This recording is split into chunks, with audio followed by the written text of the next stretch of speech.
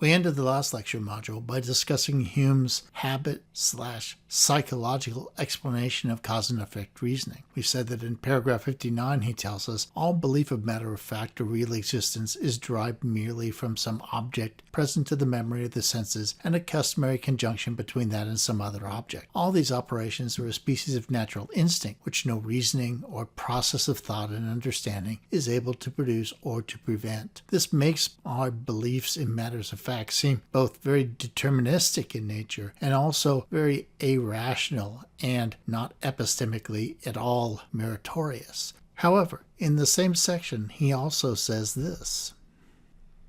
Custom, then, is the great guide of human life. It is that principle alone which renders our experience useful to us and makes us expect for the future a similar turn of events with those which have appeared in the past. Without the influence of custom, we should be entirely ignorant of every matter of fact beyond what is immediately present to the memory and senses. We should never know how to adjust means to ends or to employ our natural powers in the production of any effect. There would be an end at once of all action as well as of the chief part of speculation. So in the last quote from paragraph 59, we get this very deprecating and diminutive approach to thinking about our beliefs about matters of fact. And in this quote from the same paragraph, we get this very exultant and yet dissonant account of custom, of this irrational and deterministic mechanism that drives belief formation with regard to matters of fact. Why does Hume seem to demonstrate these two inconsistent attitudes towards that same effect after going to all this trouble of establishing it? The former,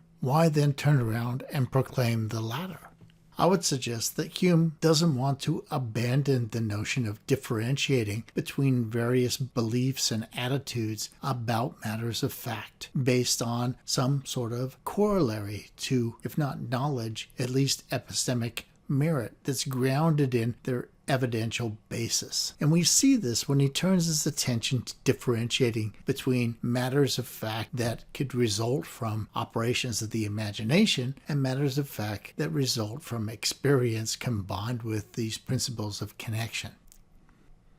But surely, Hume, you will grant that there is a difference between belief and fiction. The common means of differentiating belief from fiction is that the former is thought to be true, while the latter is not. For example, we can in our conception join the head of a man to the body of a horse, but it is not in our power to believe that any such animal has ever really existed. So Hume recognizes that there's this problem, that if he deprecates all of our attitudes towards matters of fact, then the entire world becomes undifferentiated in terms of our attitudes and beliefs about it.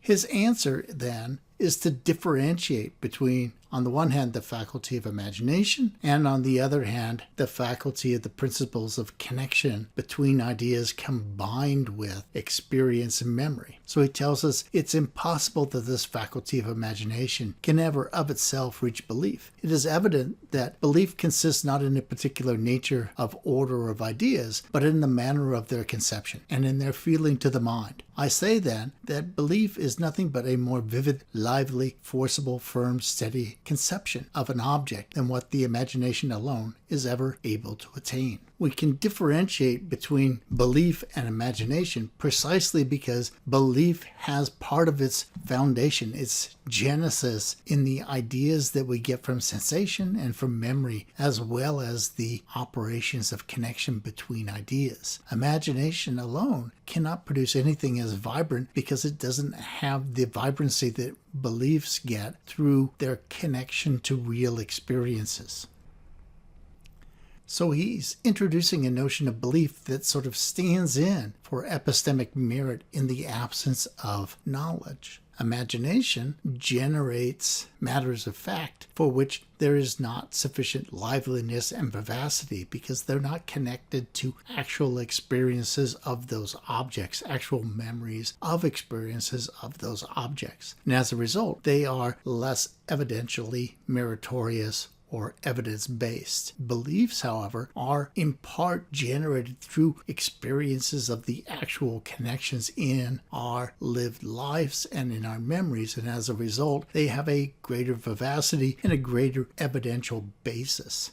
We can also see that he can have a mechanism there to distinguish between different degrees of evidential warrant for different beliefs. The more vivid, the more forceful a belief is, the greater its evidential basis must have been. We'll end this module on that note, and when we begin the next module, we'll talk about Hume's overall project and point out some potential problems for that project.